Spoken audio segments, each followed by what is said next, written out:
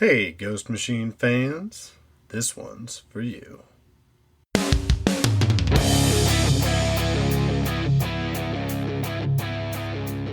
Welcome to the Ghost Machine Fans Podcast, episode 30. With the release of the family Odysseys just around the corner, we thought it only appropriate to discuss the Rocketfellers and Hornsby and Halo. Both of these books will release in November, which we are profoundly excited about. I'm Snoggle, aka Becky, and as usual, I'm joined by my wonderful counterpart, Nick. How are you doing this evening, Nick? What city are you in? I'm doing great. I am currently in Denver, Colorado, where I am on business for this week. What city are you in? I am currently in Cleveland, Ohio, also on business. I know. I'll be inside in conference rooms most of the time. But yes, Ghost Machine fans, no matter rain or shine or both not at home with our child whom we both miss desperately, we will still record for you. And as you can tell, we're recording a Zoom. I did want to point out, because it's been a little while, that we are indeed still going to talk about Redcoat 6, even though tonight we are going to talk all about the family Odysseys. We're a little behind on that because we wanted to talk about Hyde Street right after it came out, and Michael Schwartz was nice enough to join us for that. He wasn't able to make it this time. He's going to join us next week for that, and we're going to get all caught up on Mr. Simon Pure and Albert Einstein, so we can find out what happens on that boat.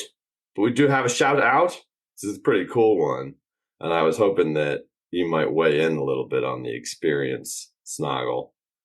We recently, a few days ago, filmed another video like we do every week on Sunday, and it was a continuation of a video we had done before about Rook Exodus and how immersive the book is, so I dressed up as Rook and stuff.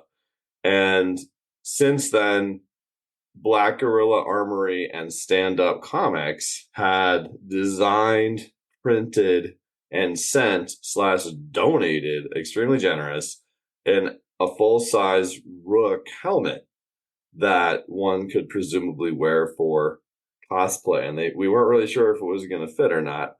We got pretty lucky with some Velcro and some rubber bands. We were able to get the thing to work, and the amazing lights that they installed in there for the eyes, we were able to make work as well. And who handled all the cinematography for this fantastic film, young lady? It was me. Yep, it was you and Bruce for some of it. Bruce did a little bit of it when we didn't have the helmet on. So shout out to the little guy for that. But again, if you check the video out, you'll see the helmet. It's really cool. It looks identical to the character in the comic. You'll also see a mini helmet that we used as a prop, like a tracker that he would use to find his helmet. That was also designed by Black Gorilla. So check out Black Gorilla Armory on Instagram. You can see the post. They're one of the collaborators with us on it. That's an easy way to find them too. And so they designed it. They did the STL file, and then Stand It Up Comics printed it and 3D printed this thing. So check them out too. They make awesome comic book stands. We've talked about them many times. I would say they're my favorite comic book stand out there in the ether, as there are a handful of them floating around. But thanks so much to them, and hope that you guys and gals enjoyed that video. But I'm getting thrown out of the shout out box because Snoggle's back in the newsroom.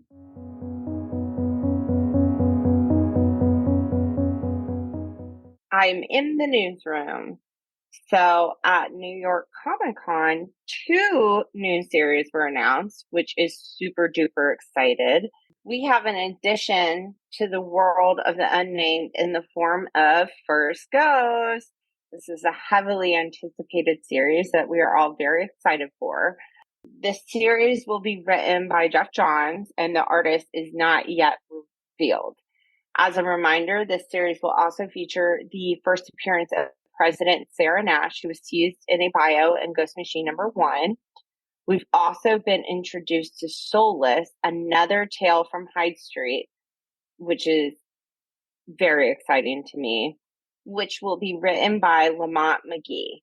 The artist is not yet revealed on that one either. So I feel like that was huge news. Huge news! Yeah, it's definitely huge news. And we have talked about First Ghost a few times before. People do wonder if President Griffin is somehow connected to that because he appears as though he might have some sort of invisible qualities like a ghost. Plus, he's located in a White House. It just isn't the regular White House. It's the White House of the Southern United States or whatever we saw in that one time. We got a White House in a different place, West Virginia or something, in that one issue of Geiger. And so that's exciting. And we'll see President Sarah Nash's bio come to fruition, because I do believe in that it does say her first appearance is, quote, First Ghost #1, not just the series First Ghost. And Lamont McGee, we've mentioned a few times as somebody who's known for writing Black Lightning, I believe, a TV show on the CW, part of one of those deals. And so people are really excited about him as well, writing another book. And that means we get another Hyde Street, like Yvonne was telling us. Yeah, I'm stoked. So since we've been talking about Ghost Machine #1, all right, so I'd like to take you back in time approximately 9 months to January of this year, which is when Ghost Machine #1 came out. And if you recall, Ghost Machine #1 was essentially a preview book about all the titles that were going to be coming out over the course of 2024. And that's why we just mentioned the bio for President Sarah Nash and all that kind of stuff. That was part of that too. But there are 2 titles that are coming out in November, just around the corner, that were teased in Ghost Machine #1 that A, Snoggle never read until just now, which is exciting, and B, are the books that are going to be coming out in November. They are part of the Ghost Machine family Odysseys. And I'd like to give you the rundown real quick of what those are, and then we'll do our traditional spoiler pause. But the way it sounds is, Ghost Machine's family universe is full of heart, heroics, and humor. It is a wonderful, vibrant world of relatable characters and extraordinary circumstances, all focusing on the importance of family, both born and found. What'd you think of that cool little intro before the 2 stories? Well, I find it very interesting. And then after reading both of them, so is this going to be similar to the Unnamed? Will they be part of the same universe? That is my understanding, that they are part of the same universe, because we did, and it's a great question, we did get a little breakdown about 3 or 4 weeks ago from Ghost Machine Pro. It said 4 universes, and one was the Unnamed, one was the World of Rook Exodus, one was their horror universe, which listed Hyde Street and Devour for now, and you would add Soulless to that list now. And then the 4th one was the Family Odysseys, and it listed both Hornsby and Halo and the Rocketfellers. And they are written by the same person. So I think that it's fair to say that we might see the titles interweave to some extent. Nice. Okay. They set the stage for that, and we've mentioned it many times before. We're pretty excited about these titles because they're age appropriate for our 9-year-old, and he's pretty excited about reading them too. He's read the Rockefellers one. I don't think he's read the Halo and Hornsby one yet. But what we do need to do, we don't have covers for these books yet because this is just a preview story. These are short stories and biographies that existed in Ghost Machine #1. We still need to do a spoiler pause because, you know, I don't care if it's only like 10 pages a piece or something. You want to experience this the right way. So what do you need to do in this moment, Snoggle? You need to pause.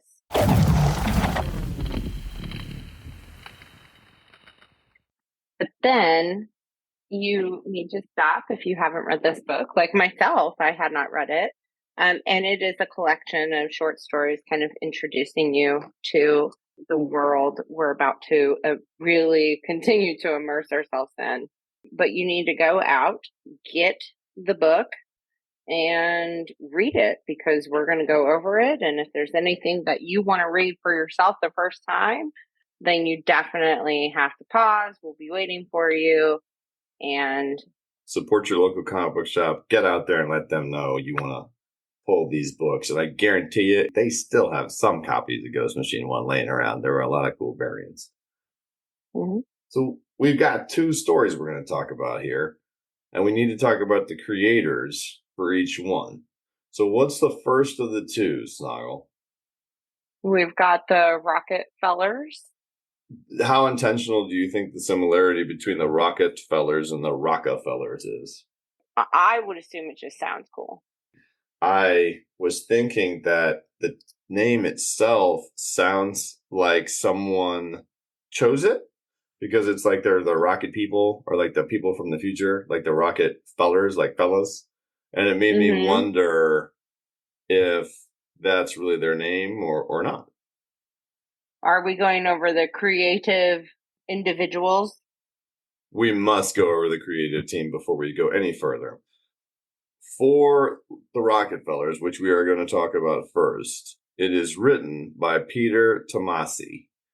And I don't know that you've ever read anything he has written, Snoggle, but he is famed for many a work, especially in the world of DC Comics, over many, many decades. Most notably Batman, a lot of Batman, and my favorite work of his ever was his Green Lantern Corps run. I really enjoyed that. But he's known for, a wide array of writing scope. Like he's able to do a pretty darn good range. But he does seem to excel at capturing things that are light-hearted but rather unique, which really does fit with this title. So he's our writer, and Francis Manapool is the artist, as well as the inker, as well as the colorist, which I know because, he's credited as such, but he is so awesome with the frequency that he shares his videos about inking and coloring and the work that he does on Instagram. It's really cool. So it's just the 2 of them on this one. We'll talk about the other creative folks on the next one when we get there. But for just the Rocketfellers, it's that. The dynamic duo, Peter and Francis. Now, Francis is known for many a book. He started all the way back in the days of Witchblade, I believe, is where he got his start. But he's done a great deal of work as well. So what did you think of this first story? What do you think of this art? Since we're speaking of Francis, we're talking about this first page where we see a lot of futuristic stuff. Clearly, we have a main character-esque type of fella who we're going to be introduced to as Roland, who's speaking to someone through some sort of advanced technology that certainly doesn't look very 20th century. Well, I can tell you that I was pretty excited about it. I find it kind of fun that you can tell when there's different types of styles for different books, right? Not this one as much as the next one looks almost like it could be turned into a animated movie. Did you watch the movie Atlantis? Yeah, it reminds you of that. I agree. Yeah, it reminds me of that a lot. The style of the character. Which was like, I mean, I really liked that movie a lot when I was a kid. But I mean, I think it looks great. I like that this first page, it is essentially like the main color usage is blue or orange. And there's just something very cool and intriguing about that. It's the things in the present are lit in orange, and the things in the future or that are out of place are this glaring light blue. Okay, let's say this is page 1. He's asking if his family is in danger, and it's clear that he's hiding in the past. So we learn very quickly that, first of all, he's talking to his brother, his big brother from the future, right? Yeah, assuming he was being literal, yeah. They're in the time zone protection program. So they're hiding in the past, which I find it very cool. witness protection is basically like, well, we're just going to put you in some random era. And then there's a criminal or something, some bad entity, it could be like computer-like, called Vertex, trying to get them. There was recently a post on Francis Manapul's Instagram of a very evil-looking character. And all I'll say is that I posted Vertex ? I did not get a response, but I did get a like.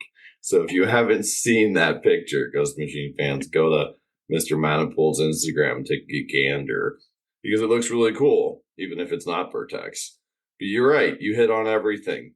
They're from the future. They're in the time zone protection program, which is just sounds awesome to me, because it's like, well, that means that the things that you are hiding from have the potential to transcend the usual means with which to find someone, so much to the point where you have to hide in another time. Like that's really, really cool. Like that's a new concept to me. That's not something that I've heard of before. A la everything about Ghost Machine, Mm-hmm. This page is just so cool because it does such a good job of introducing the entire family to the reader, quickly painting a picture of what each of them is like, and then establishing their names. And they got a cute little dog. It looks like Granny is a robot. And here's another thing that feeds what seems to me like maybe the Rocketfellers is their witness protection or time zone protection program name, because he goes around the horn essentially, and between the art and the dialogue, it tells us all of this, right? At first, he asks Richie, he's telling everybody saying, what do you want to eat for dinner? Or he's going to grill. And he asks Richie, who's doing some sort of techie thing to some shoes. So you can tell Richie's a techie kid. And then he says he wants a plant-based burger. And then you've got Rachel, who's like hanging from the rafters doing something. She's very busy, very active. She wants turkey. Most people associate turkey with like health food or protein or whatever. And then Ray, who is the little girl, and Rex, who's the dog you were talking about, and he's pulling her along. So you can tell that those two are going to be connected. And then Mom and Dad, who look to be, the grandma appears to be like some sort of, she's alive, but only through electronics, and sure, batteries need to be charged, because she says, I'd love to imagine eating brisket, Roland's dear. But that's so interesting to me how the grandma and the grandpa are playing video games, and she's like connected to a device that puts a projection of her there, but she's still wearing a hat. So it's like a hard light projection of some kind. How did you feel about the next page? He takes all their stuff and basically says they got to talk to each other like a normal family. First of all, cute, because they come from a different time and they're still kind of reacting just like, I mean, let's be honest, most people in the time we're in right now are pretty connected to their devices. And they all look upset with him. Like even the dog. Right. The dog's like, "Rrr." Yeah, I thought it was interesting because it's like if they're from far in the future where the technology is more advanced, they're still succumbing to all the things that we see be genuinely challenging to people on a frequent basis. Like the whole image of a family of 5 or however many people that all are forced to put their phones in the middle of the table by the diligent dad that wants them to look at each other and communicate. That's become a reality in our society. And I think this is speaking to that to some extent. I like how as they're getting in the car, I think they're using they're just speaking a little bit different than you would expect. Like, I think it's funny that the dad was playing Call of Duty, like the grandpa was playing Call of Duty with the grandma. That's what they were playing. Yeah, it is funny. It looks like the mom is into like astrology of some sort. She says the Geminids peak tonight. I thought what he referred to them as was a very futuristic term. Once they get in the van, which is like this VW Little Miss Sunshine style van, he says, all you neutrino heads, take a deep breath, get in and shut up. So a neutrino head makes me think of the future, like something somebody would say Back to the Future too. Oh, absolutely. And then, of course, just like a family that's got all this different stuff going on, everybody wants to eat somewhere different. And it reinforces what they said on the earlier page. Vegan, pizza, steak, Thai. There's not a lot of cohesiveness here with this family that's in the time zone protection program. But he did just get off the phone with his big brother, quote unquote, in the future, that told him that he had to be careful. So his paranoia leads him to believe that he's being followed, and that is immediately he steps on the gas like crazy. Yeah, I think this all looks awesome. And of course, everybody knows who Vertex is because the mom, like in front of the whole family, says, "Is it Vertex?" Like that he just takes a random shortcut into like through the woods. What? And then grandpa's like some kind of bodybuilder. Oh, you mean because he's like throwing the ball and getting really into it? Yeah, so as they're being pursued, which I would say that I think something that Francis really excels at is tension in the moment on faces. And because you see a different look of tension on each of their faces as this continues, the chase continues and the tension mounts.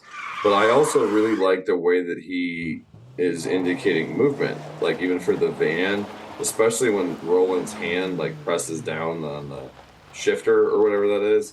It's really cool. Like it feels like the scene is actually moving, and all of Rob's letters here for really it's just a VW van driving around are awesome. You can really see that things get it done. When they're trying to calm the grandpa down, did you notice that the dog has like red glowing eyes? Oh my gosh, no, I didn't. Yeah, he does. What do you think that means? You think that he's well, it may say on the bio page, but is he a cybernetically enhanced canine? Who knows? Maybe it's like a different breed in the future. Yeah, and the little intro blurb did emphasize some of this stuff being a little bit more lighthearted, and that you're right. That scene where Grandpa throws the basketball at the pursuer, it's just very kind of not slapstick, but you can tell the tone is lighthearted and everything. Like I don't know that whatever's going to come. Yeah, out this of that isn't Rook where he takes out like an Uzi. Right. Yeah, or he would have been throwing like a whole bunch of grenades or whatever instead. Oh, 100%. I love how like they're also like speeding through the woods, and then she's like, "Slow down, we're approaching," and you turn the page and you're like, "Ooh, a train." Yeah, and I love how Francis draws a moving train. It's just like this blur. Oh, it looks so just good. like a moving train. It looks awesome. You see at the bottom, like, even though they took that crazy shortcut, the cart followed them.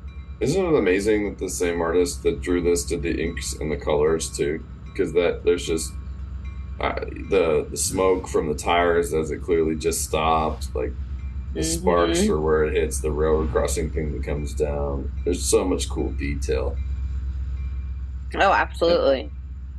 Then we get a little cool nugget about Mrs. Rockefeller, because she opens the glove compartment. It looks like there's like a laser pistol in there, and she goes, "Failing to prepare is preparing to fail." And I'm like, man, she must have been a scoutmaster, but she's ready to just get this laser pistol out and shoot whoever she's got to shoot. Yeah, and then window rolls down and it's their neighbor. Yeah. Did you Tony think Martinez suspect at all? Like, did this make sense to you? Did you trust Tony Martinez? Not at all. He says at the end, Tony Martinez says to them, "Let's grill and get the families acquainted soon." Huh? And Roland says, "Sounds like a plan." And he goes, "I've always got one." And there's emphasis on always. So, like, this guy's obviously sneaky. He's up to no good. He's up to no good. I agree. And at first, you doubt it because of the look on his face when he comes up to their car. So, Ghost Machine fans, this is the car that was pursuing them. When it got to the train, he just stopped and got out to hand Roland his wallet because he says he saw him leave it in the driveway, and he figured since he was heading out, he might need it. And then he says the creepy thing that Snoggle said. So if this guy ends up just being like totally a good guy, I'm not saying you can't take somebody their wallet when they lose it and not be a good person, but it's the always got a plan with that always in bold that makes me wonder what's with Mr. Foreboding Martinez over here. He can't be trusted is what's with him. And ultimately, they end up in a drive-in. Everybody got their own food. Mr. and Mrs. Rockefeller have a really nice moment where she emphasizes at least that they're all together. So maybe it's that the family will get through this, even though they're all unique and different type of deal. Yeah, the dog got its s'mores pizza. The dog did get its s'mores pizza. You can see the marshmallows right there. Gross. Totally gross. Totally gross. What did you think of the film they were watching at the drive-in? Of course, I was like, okay, Junkyard Joe. I thought that was adorable. Like, I love the, nod to the other universes. Well done. And she does say, after she says that at least we're all together, finally sharing the same screen because they're all watching a movie together, which is pretty neat. Also in this book, related to the Rockefellers, is a 2-page spread bio that gives you all of their individual details and all different 7 of them, including the dog. And it's really neat because there's some additional pictures in the bios, tells you more about each of them, elaborates a lot. We find out that Grandmama and Grandpapa, that's what we call Grandma and Grandpa around here, sorry, that their names are Rodney and Rosie, and they're both in their 120s, and Rosie weighs 60 pounds more than Rodney, presumably because of her cybernetic enhancements and stuff like that. So it's just really neat. Like, they add all these cool details about them. It reminds me of like the Brady Bunch or something like that, and it sets a stage for, all right, this is going to be a family story. They all have our names. They do, and that was another thing that made me feel like that those are not their real names. I don't know. But Rex definitely has red eyes. He does. He's enhanced. He could just be one of those families like the Kardashians. Oh, yeah. They all have K names. Oh, yeah. Just like that. It's just the only, like when everybody in the family has the same initial. I know people who do that. Yeah, super cool story. It definitely made me really excited for this series and really excited about putting it in my 9-year-old's hands. I'm hoping that when the first issue comes out, we'll get a chance to both speak with Francis and perhaps when we do a deep dive onto the first issue, have our son on with us. What do you think? I think that'd be awesome. So let's talk about number 2 in here, which is Hornsby and Halo. And we need to give the creator a roll call for this one. Again, written by Peter Tomasi. And again, part of the family Odyssey deal. Like you said earlier, does that mean they might crisscross? It is possible. Now, this one has the art by Peter Snebye, who was also at New York Comic Con most recently with the Ghost Machine crew. Pretty cool to see him there. I also want to point out that he has drawn some issues of the Bureau for Paranormal Research and Defense comic, which is like the world of Hellboy. And I've really enjoyed his art before as well. He did not do the coloring. Bjarne Hansen did the coloring on this one. So a little bit different. But right away, just from the title, what does that make you think of? Funny story. So I just started reading, Mm-hmm. And I really did not put 2 and 2 together, like Hornsby, Halo, like almost like a good versus evil type situation, devil/angel. Did not correlate, just started reading. And then I was like, oh, it's just like kind of a lighthearted devil and angel type situation. So when I first read this, I did not get the reference to devils and angels in the name. And I did not fully understand what was going on in the story until I read the bio that followed it. And that isn't because it's a confusing story. It's because I just wasn't sure. It was one of those where I was like, I'm going to read that a second time. But the last page of the tale does kind of help. So the premise is that in order to create some sort of peace between heaven and hell, there was an exchange done where an angel child was given to a demon family and a demon child was given to an angel family, because part of it too is they want to figure out ultimately which will win out. Because in this case, the argument, you ever talk about nature versus nurture back in school? Of course. But Yeah, I got a little lost because we're going to have to get into this issue for me to see where you're talking about she's being raised by, that's an angel family. Oh, it makes sense. They're being super nice to her, and the angel's family is being treated like crap. Okay. You were just, I felt so bad. I was like, this poor boy. We get to read maybe like 5 to 10 pages. I'm like, well, that is just not nice. Why would they leave his game? So Rose Hornsby, she's the one that's a demon. She wakes up. She doesn't want to get out of bed. She's like not ready for the day. And her dad is just like super positive, supportive. Let's do this, guy. And that's supposed to be representative. He's even like the fourth panel there. He's got like hands on hips, smile on his face, looking like a, neighborhood Superman. Plus, their dog is adorable. Well, the dog is a significant character, which we find out later. He's like, and be respectful at all times. This is where I was just thinking, like, again, I think the listeners will appreciate this because now that I get the backstory, I'm like, put my hand to my head. Oh my gosh. Because I was like, is she magic? Yeah. I thought, does she have fire powers? Yeah, I didn't even think about. And I mean, it's literally in the name, Hornsby and Halo, and he's being like extremely nice to her. I love when he says, what do we always say? And at the end of all the things, she's like, maintain my self-control at all times. And that's when she's like crossing her fingers behind her back and the dog's looking at her like, you're a liar. And the little flame comes out of her fingers when she does that. But do you find it interesting that the Hornsbys are like the good ones? And you would typically associate Halo with like good? Yeah, I think it's so that it can be connected to the child, so that Hornsby is the one that's a demon and Halo is the one that has angelic powers. But yeah, that did occur to me as well.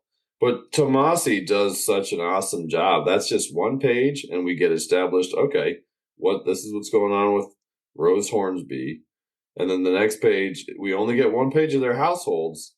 And yeah, honestly, before I realized the premise, I felt like Zachary Halo was just in this horrible situation, like with this abusive family that is clearly a horrible group of people because if you don't get our home run today, don't bother looking for us in the parking lot. Well, and what makes it even more reprehensible is that the reason is because his father bet on the game. I also find it really funny that he has a cat. Like the bad family has a evil looking little cat, Pepper. Yeah, again, that's a really significant character. The two pets are. We're going to find out on their bio page. They're both thousands of years old, I believe. So that's interesting. Somebody watching over the situation, it seems like. And then they cut all the way to this baseball game that both the kids are going to. I just thought it was awesome how quickly Tomasi is able to establish what's going on. She strikes him out. He says fire in the hole. You can see the horns starting to grow from above her eyes. Oh my gosh, when she throws the ball, yeah. I didn't notice those little horn deals poking out. That's pretty cool. That jives with what they say in the bio about how her powers aren't necessarily unknown until puberty. So he hits the ball that's on fire. It bends his bat, he ends up getting struck out, and then they switch spots. He's not going to pitch. He just goes on defense out in the outfield. She just gets this banging hit, and he has this. Have you ever seen Angels in the Outfield?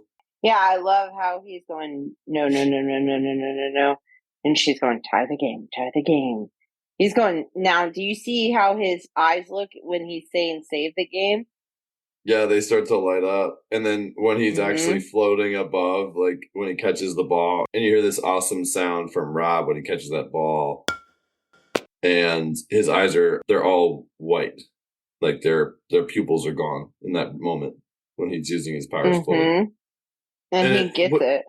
He does get it. That's the Angels in the Outfield scene. Literally, he gets all the way up there.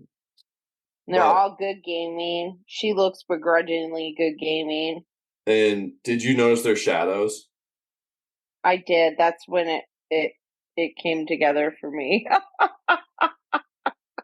I am telling you, I read this first 1, 2, 3, 4 pages. I got to page 5 and I was like, oh, so not powers. Yeah. I mean, they're even like, he's blue, she's red, red's fire, blue's like the clouds and angels. I think it looks sweet though. Well, if it makes you feel any better, this is the 4th time I've read it, and I never noticed the shadows until this time. His family doesn't stay, which gives us a mechanism to see like that reinforced or whatever that they really did leave. And he even tries to explain to her like it doesn't matter that we won, we didn't make the run spread, to reemphasize that just horrible betting aspect. But don't you think it's nice how she does, even though she's obviously a little sneak, she asks him if he wants a ride. Well, that could speak to the fact that is nurture winning over or not, right? Because her family would say, let's give this boy a ride. And her nature would say, let's not by any means. But as she drives away and then he's walking because he doesn't have a ride. He's going to walk in the rain. He decides to do that.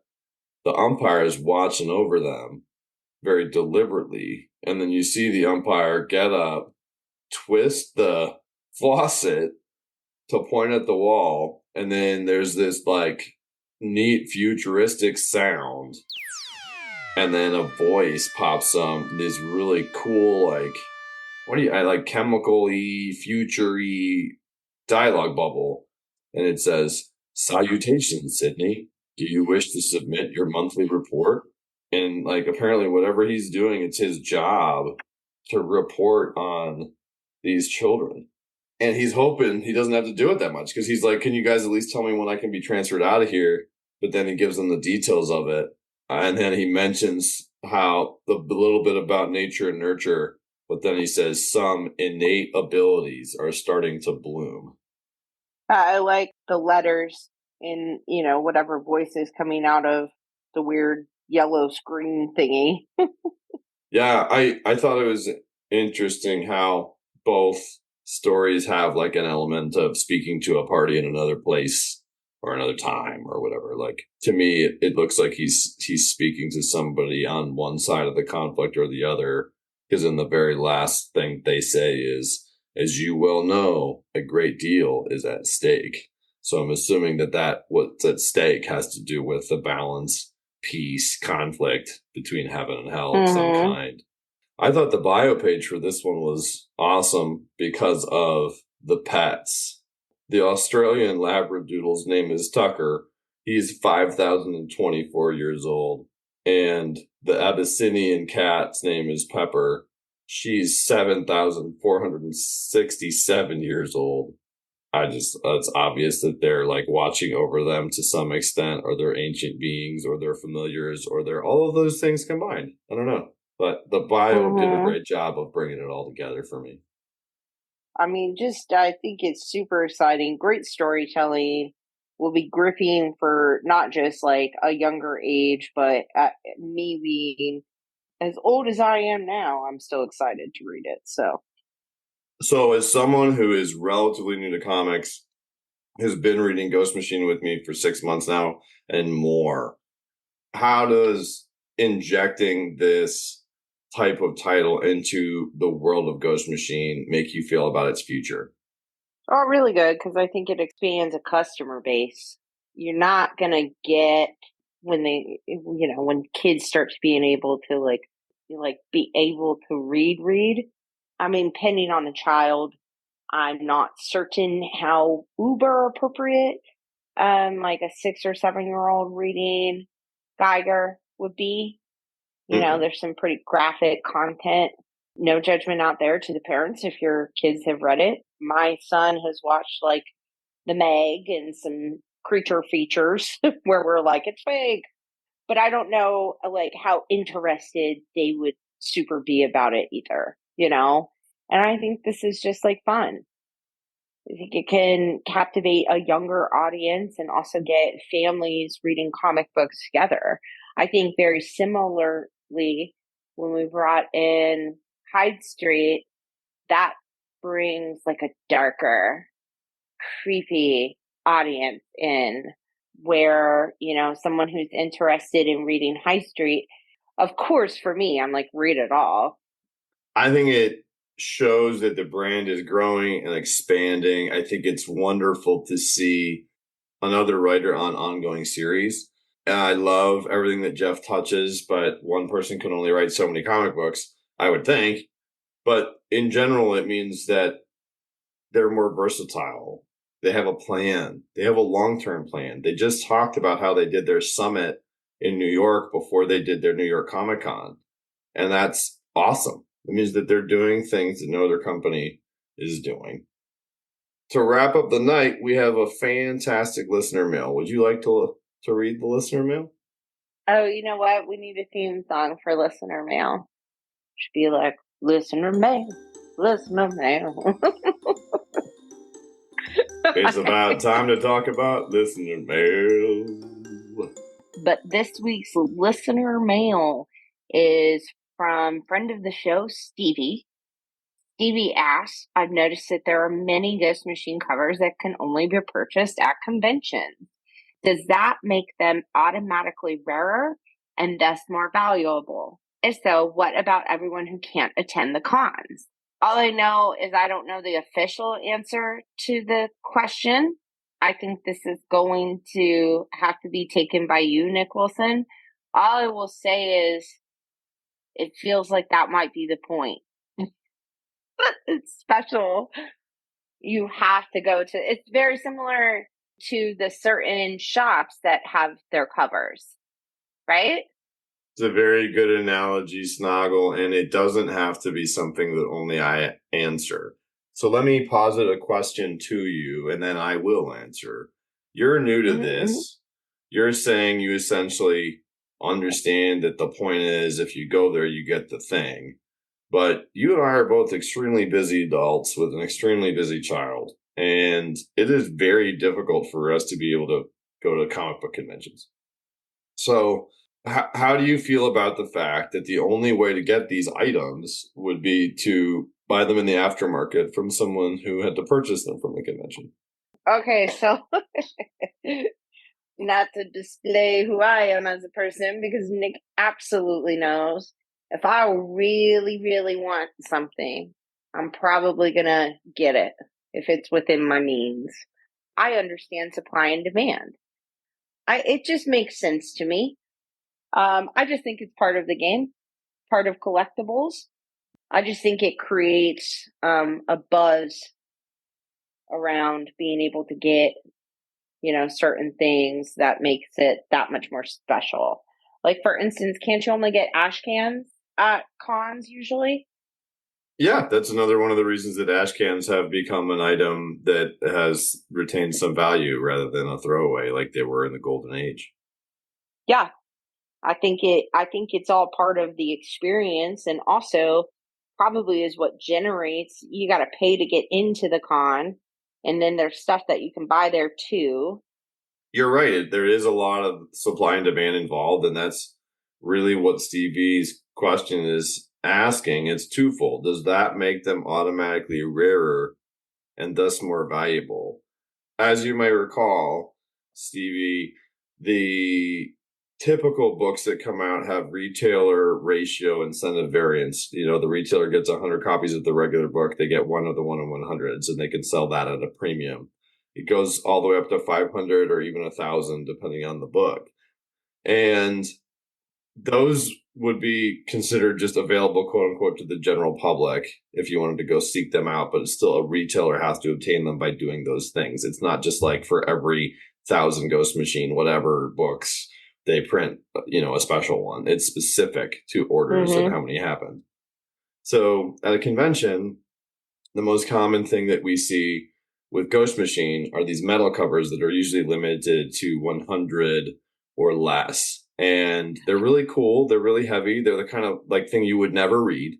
And that's not me saying that from like a crazy guy standpoint. Like, it's not intended to be read. It is a heavy metal cover that is literally glued to a standard cover. Okay. The assumption is that you're going to keep it in the packaging or you're going to put that in a slab, in my opinion. So the reason that some of those in particular stick out as convention covers is because the print run is notated. And so if there's only 100 of something, there's probably not 100 1 in 500s out there. There's probably not 100 1 in 1,000s out there. So those ratio variants probably still exceed even these low print run convention variants. But the other thing is, if it's a convention variant, similar to what Snoggle said about it being like the retailer exclusive, it's limited in scope to who is targeting, essentially.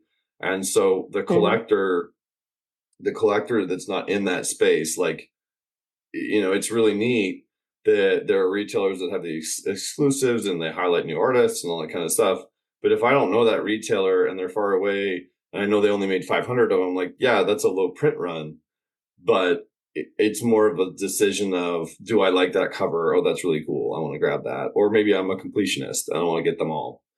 So the answer to your question is, the rarer the book, the smaller the scope of interest, often in this case, because not as many people know about it.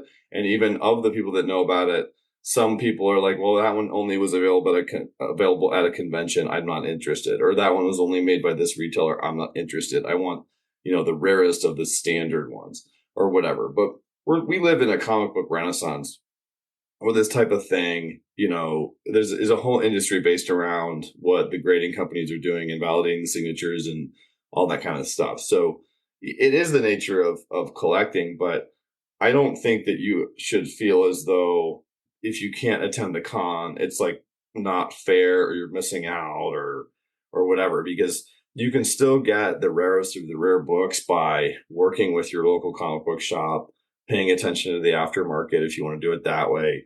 It's very, very feasible. And if you want any more advice about how to do that, feel free to email us at ghostmachinefans@gmail.com. We'll try to give you the best support that we can. But yeah, thanks for that rundown, Snoggle. That's a good perspective, and it's a good positive attitude, you know, because ultimately, I mean, it's true, because ultimately these programs, like the ratio variants, the convention variants, etc., are all in place because of people that know how to do this right. And they are doing it because it is helping bolster Ghost Machine, right? So we want things like this to continue to occur, even if you aren't one of those people who wants to get every single convention variant and every single retailer exclusive.